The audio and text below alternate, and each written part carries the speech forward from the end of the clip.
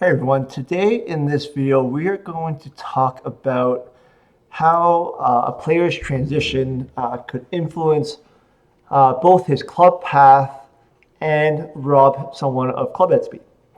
So in this session I have one of my members here who typically struggles with being over the top and casts the club at the top of the swing. So we can see here as we get him to the top, his first move is losing all the wrist angles and wrist hinge, throwing the club, and we see his hand path and watching the butt of the club travel kind of in this direction here towards the golf ball.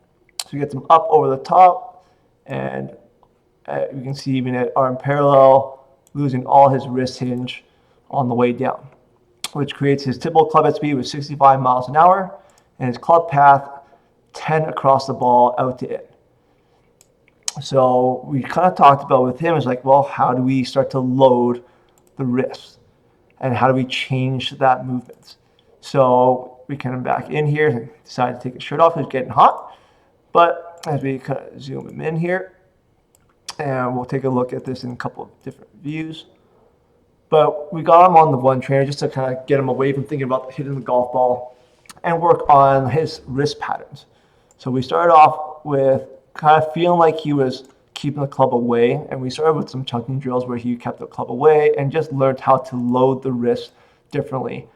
But then we get him into dynamic moves of trying to load the wrist on the downswing, so we can start to see him creating some lag in his swing here. So we can see that even here, that 115 that we saw before, he can actually significantly create some wrist hinge as he starts to bring the club down by his side and then release the golf club.